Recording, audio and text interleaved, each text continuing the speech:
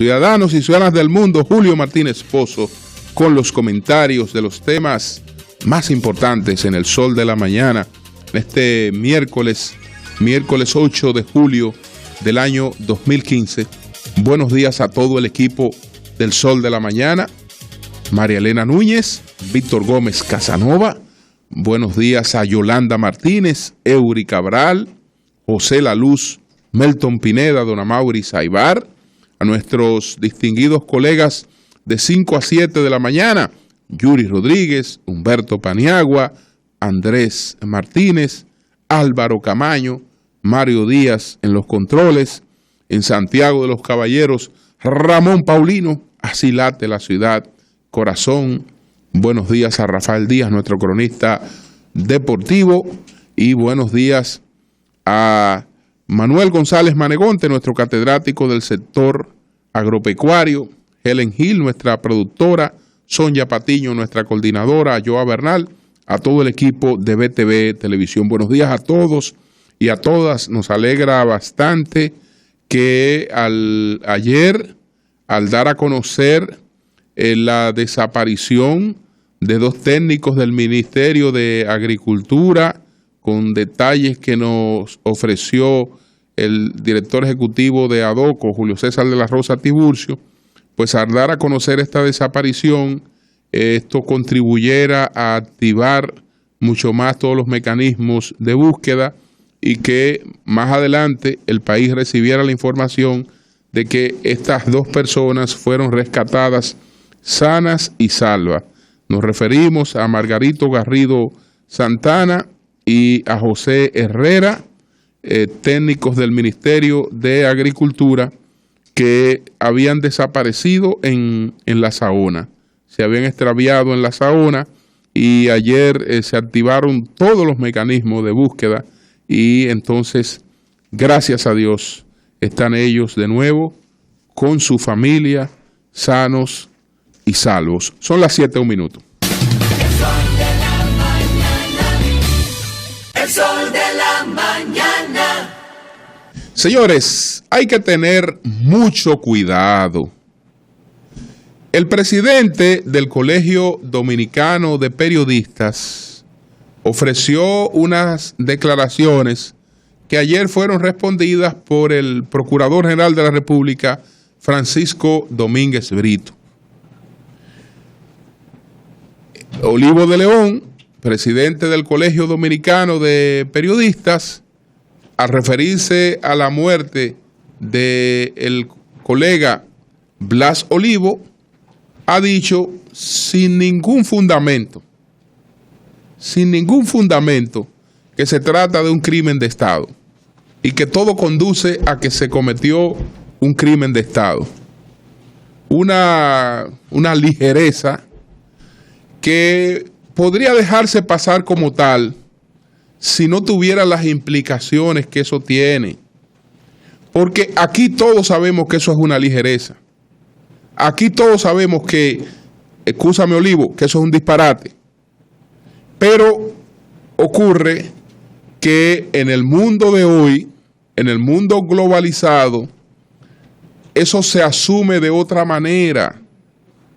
Y es la imagen del país la que sufre cuando se producen irresponsabilidades de esa naturaleza. ¿Por qué? Porque es el presidente del Colegio Dominicano de Periodistas. Entonces, ya en el mundo, cualquier entidad que vea estas declaraciones la asume como ciertas, porque la ha dado la entidad que agrupa a los periodistas de manera oficial en la República Dominicana. Y para encontrarse con esta información no hay siquiera que buscarla. No hay que estar buscando República Dominicana para que alguien en los casos de crímenes contra periodistas pues aparezca esta referencia de un crimen contra un periodista en el año 2015 en la República Dominicana, que el Colegio Dominicano de Periodistas de manera irresponsable absolutamente irresponsable, dice que se ha tratado de un crimen de Estado. Y repito, el problema no es nuestro, no es local. Eso a nadie le pasa por la cabeza. A nadie le pasa por la cabeza que eso tenga ninguna relación con el Estado. Ninguna relación con el Estado. El Estado usted le puede atribuir en una que otra investigación que negligencia, que usted entiende que puede haber sido efectiva o no el Ministerio Público, la policía, la justicia. En esto, yo creo que aquí la policía ha actuado y el Ministerio Público han actuado. Entonces, si se quisiera ocultar algo, en el caso de Blas Olivo, ¿ustedes creen que hay la posibilidad de que Francisco Domínguez Brito entre en connivencia con el jefe de la policía o con instancia de la policía para ocultar algo con relación a ese asunto? ¿Pero y por qué hay que ocultar algo con relación a ese asunto? Ese es un crimen irreparable, muy lamentable. Entonces, ¿por qué razón habría que estarlo ocultando? Que hay entidades poderosas. Disparate. ¿Usted sabe qué es lo que se hace cuando ocurren cosas como esa? Que los criminales, los que actúan en un hecho como ese, son beneficiados, porque los autores materiales de ese hecho, los autores de ese hecho, que tienen medida de coerción ya dictada, 1 año de medida de coerción, ellos pueden alegar que ellos son inocentes, que se le ha tomado de chivo expiatorio. Entonces usted no dude que usted tenga los verdaderos responsables de un hecho, después logrando la libertad, porque al pretender complicar el hecho, al pretender magnificarlo para estar creando situaciones falsas, entonces lo que se le hace un favor a la delincuencia y se le hace un favor a la criminalidad. Esto es igual que en el pasado ha ocurrido, y también he llamado la atención, que a una persona le dan 2 tiros. Le dan un tiro en la cabeza, como ocurrió con un caso hace un tiempo. 2 tiros. Llega una emergencia médica a un lugar y la familia entiende que no se le atendió bien o que no se le atendió con eficiencia. Entonces, ¿qué hace? Que la familia, en vez de ocuparse del que le dio los 2 tiros, que fue el que lo mató, va a priorizar, porque tampoco es bueno enfrentarse con delincuentes. Es más fácil enfrentar a un médico. Es más fácil decir el culpable de la muerte de esta persona fue el médico porque ahí hubo una negligencia médica. Bueno, pero señor, un criminal le dio 2 tiros a esa persona. Y esa persona llegó desangrándose al hospital. La familia siempre entiende que que la persona se pudo haber salvado. Y cualquier familiar especula que se pudo haber salvado. En base a eso se construye una historia contra el médico. Pero el criminal anda tranquilito. No fui yo que lo maté. Es verdad que yo lo herí. Pero ese hombre, miren lo que dice todo el mundo. Fue el hospital que lo mató. Fue la clínica que lo mató.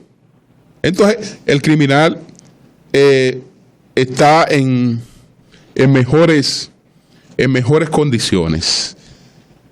Qué lástima que no se midan algunas cosas, sobre todo, repito, por el daño que hacen,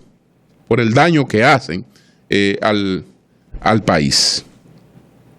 Son las 7:08 minutos. El sol de la mañana.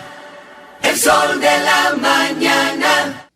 Bueno, hay algunos planteamientos sobre la autopista de Samaná, la carretera del Nordeste, que se está planteando que el contrato con esta concesión sea revisado. Finjus, Adoco, hablan de la necesidad de una de una revisión. Jenny Jiménez ayer hablaba de que el gobierno del presidente, esto es en el periódico Hoy, ayer lo tenía subrayado, y lo complemento ahora con otros datos. El gobierno del presidente Danilo Medina ha tenido que pagar 8.000 millones de indemnización a las empresas, estamos hablando de pesos, 8.000 millones de pesos de indemnización a las empresas extranjeras dominicanas de vía desconcesionada, la Davicon y Codaza, para poder rescindir contratos de construcción de carreteras y administración de peaje, pago por derecho de tránsito.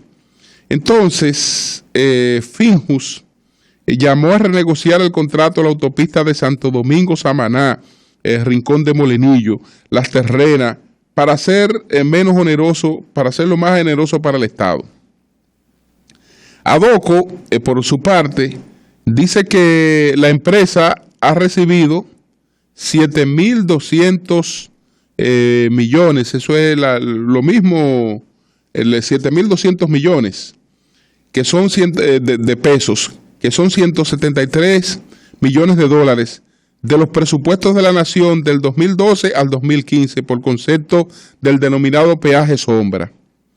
Entonces, 23 millones de pesos más de lo que ya esa empresa había invertido. Está sugiriendo entonces que ocurra igual que con el caso de Codaza, que ocurra igual que con el caso del Coral, donde el Estado Dominicano también adquirió este contrato y que esa adquisición resulta más beneficiosa para el Estado. En la gestión del presidente Medina se han renegociado otros 3 contratos de carretera con empresas extranjeras asociadas a empresas locales.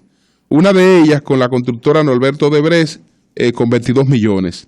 Entonces, dice el cálculo que hace Adoco es el siguiente. El coordinador de Adoco sugiere al Estado forzar una negociación de la carretera Samaná y pagar una indemnización. Es decir, Adoco está sugiriendo que se pague una indemnización de 300 millones de dólares antes de que dentro de 30 años tenga que pagar 2.000 millones.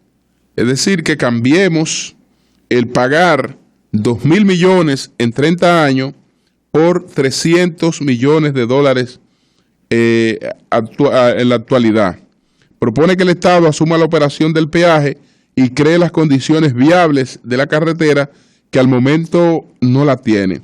Ampliarla a 4 carriles, asumir el derecho de tránsito como lo viene haciendo con la autovía del Coral y con las circunvalaciones de Santiago, La Vega, La Romana y Santo Domingo. Entonces, yo creo que aquí hay varias cosas. Entiendo lo que es un peaje sombra, como entiendo lo que es un pago, un contrato mínimo de generación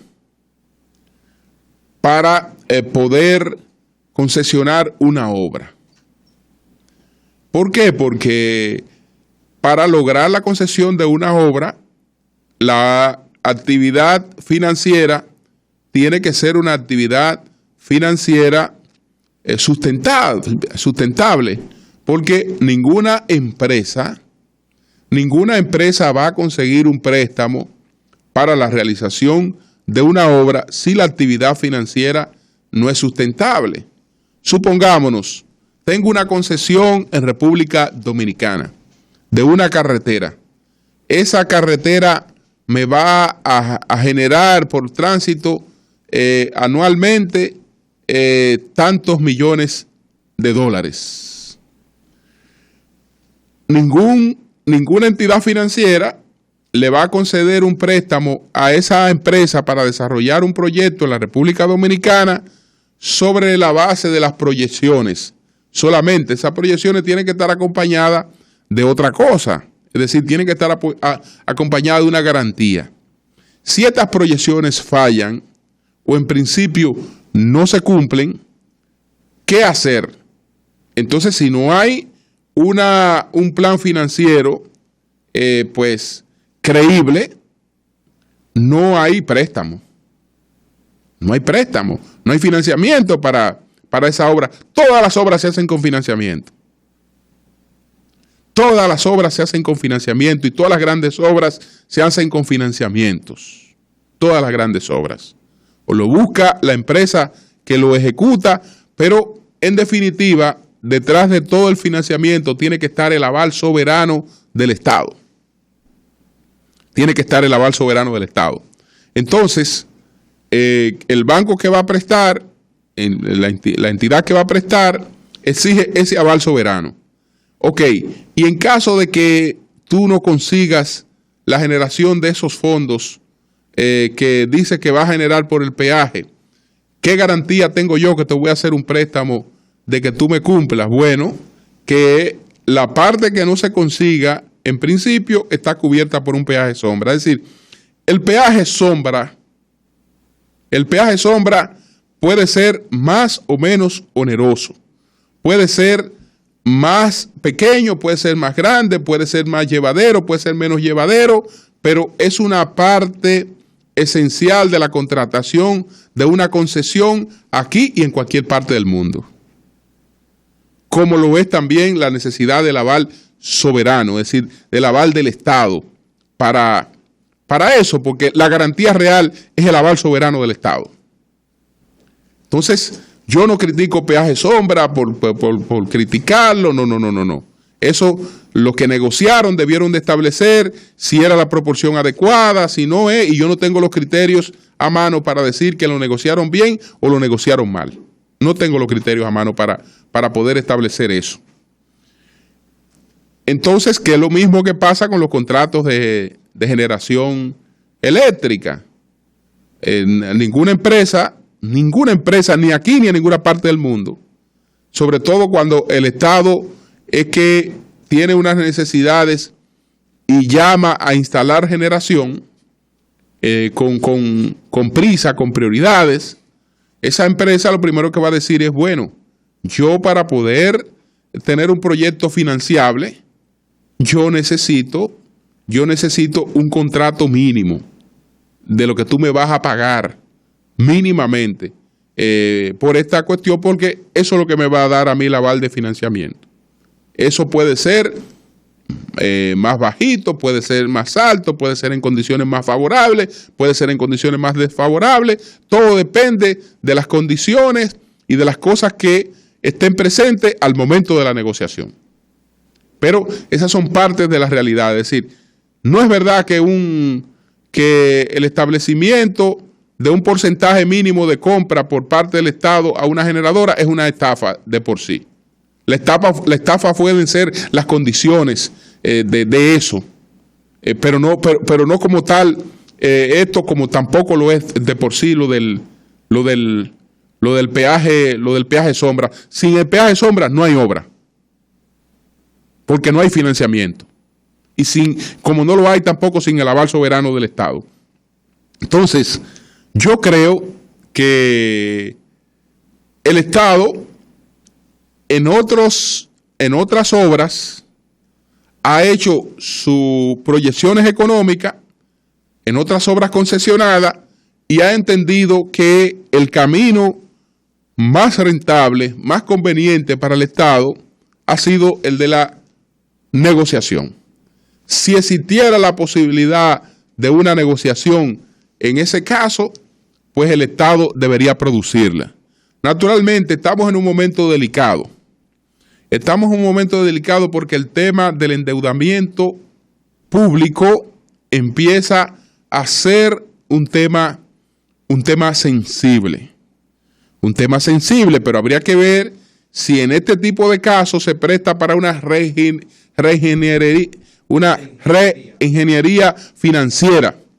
¿Por qué? Porque cambiar una deuda de 2.000 millones de dólares a largo plazo por otra deuda de 300 millones de dólares, yo me imagino que debe tener un una valoración positiva en cuanto a las evaluaciones del endeudamiento por parte del país. Eso como quiera es endeudamiento de la República Dominicana y ya lo hemos debatido en relación con otras situaciones, como lo son las deudas que tienen los bancos privados en el exterior, como lo son las deudas que tienen las universidades en el exterior, que hay varias universidades que tienen deudas en el exterior.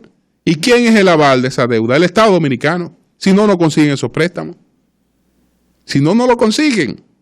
Entonces, yo creo que ahí hay sugerencias. Estas sugerencias pueden ser atendidas.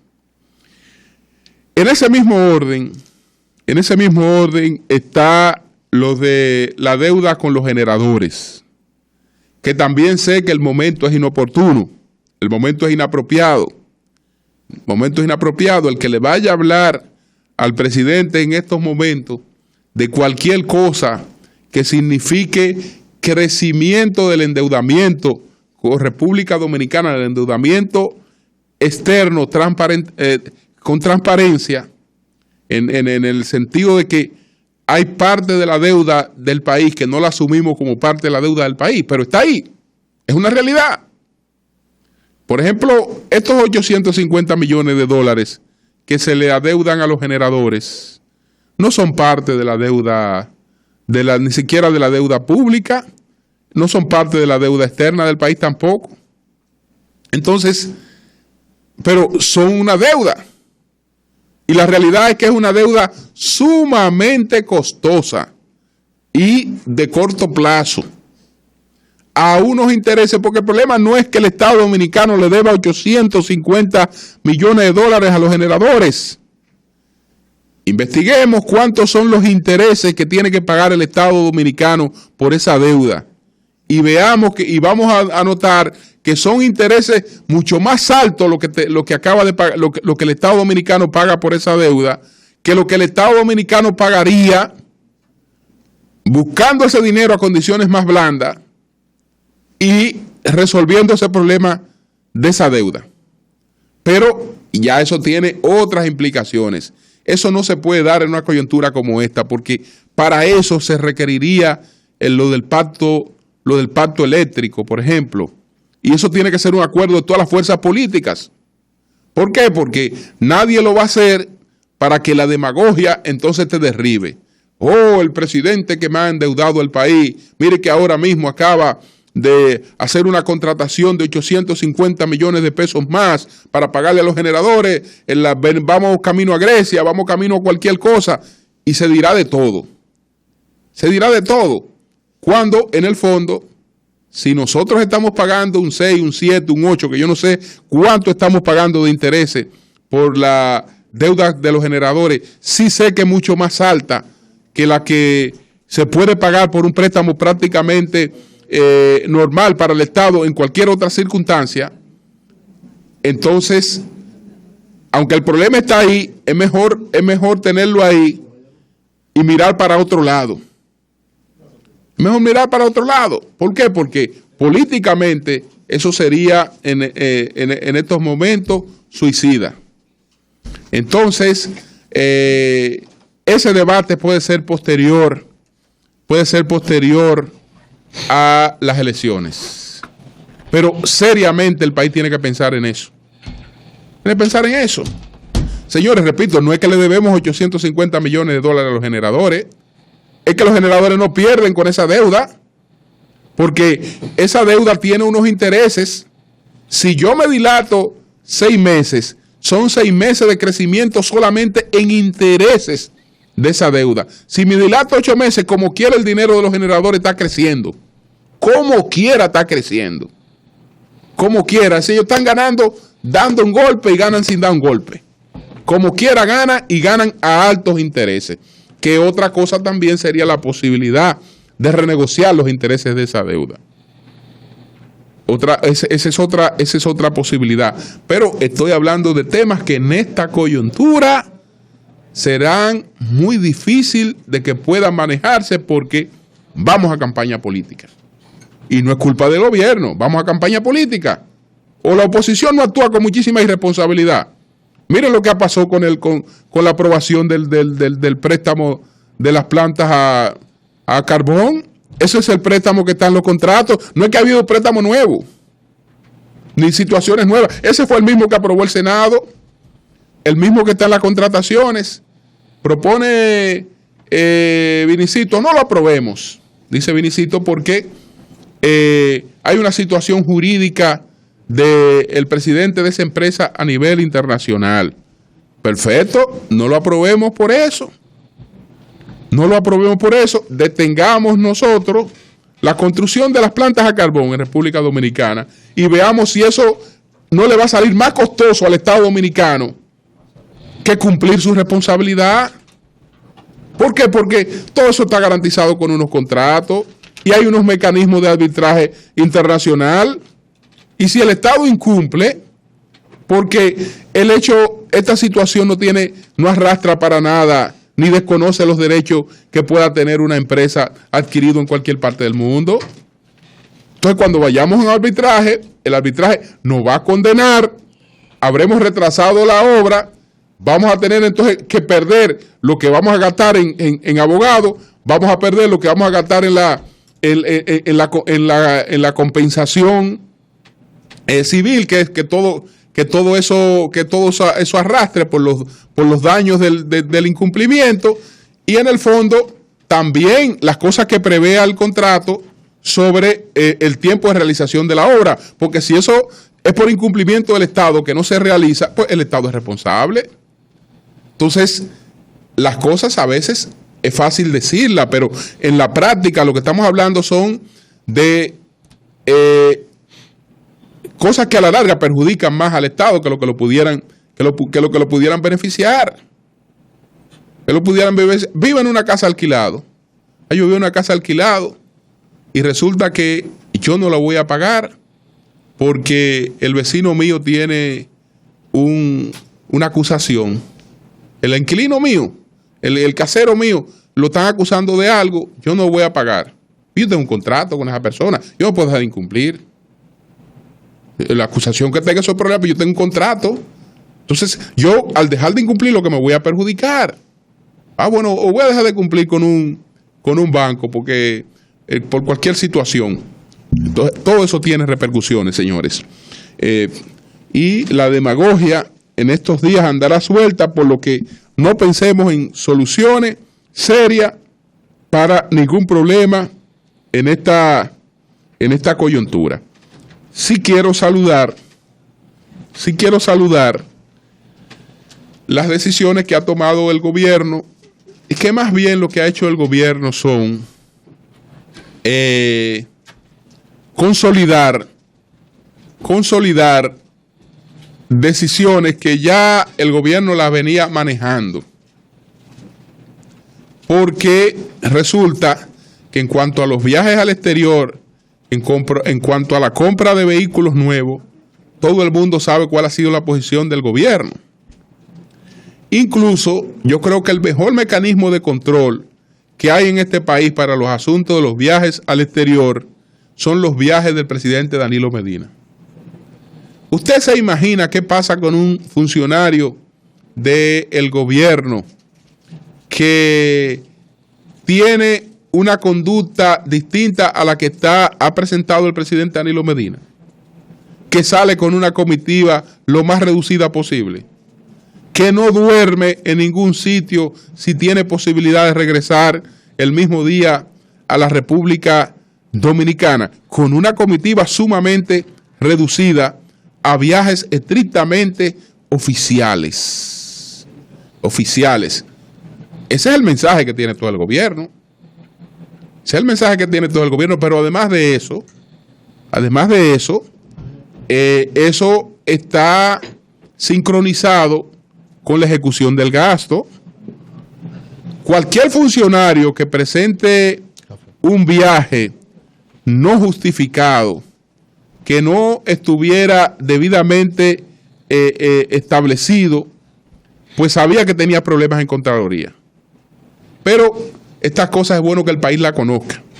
Y yo creo que lo que ha buscado el gobierno con eso es hacer de público conocimiento cuál es su conducta en esa materia y sobre todo en una etapa en la que nos vamos a adentrar a una campaña electoral. Yo creo que estas medidas son saludables porque todos los ojos del país con un presidente que va a buscar la reelección están puestos en lo que ocurra con el gobierno a partir de este acontecimiento. Entonces, es evidente que el gobierno ha decidido adelantarse un poco y actuar en este sentido.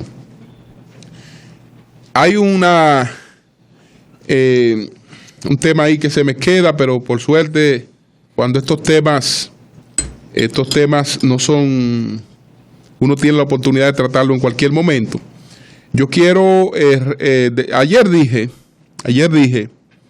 que estaba de acuerdo con Magali Feble, que es la organizadora del Miss Universo, tiene la franquicia del Miss Universo en la República Dominicana.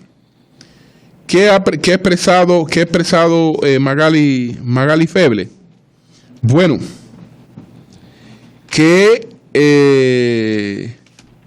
en el caso particular de este país, yo no podría renunciar. Tengo un contrato firmado con las candidatas y eso podría tener implicaciones legales. Es decir, hay contrataciones, hay inversiones a las que una gente no puede renunciar sencillamente porque, bueno, este señor ha cometido una grosería, ha hecho sus cosas, que las consecuencias de sus cosas las padezca él. No todas las otras negocios con eso que sin estar de acuerdo con él, sin compartir lo que este hombre ha hecho, ¿por qué yo tengo que causarme pérdidas millonarias? ¿Por qué razón? ¿Por qué yo tengo que verme expuesto a demandas judiciales? No, yo tengo mi contrato, yo lo voy a cumplir. Yo lo voy a cumplir y punto. Yo no comparto lo que ese señor ha dicho, pero hay situaciones ahí jurídicas que son atendibles. Y yo creo que en ese sentido la situación es la que cualquiera haría. Son las 7:31 minutos. Cambio y fuera, Mauri.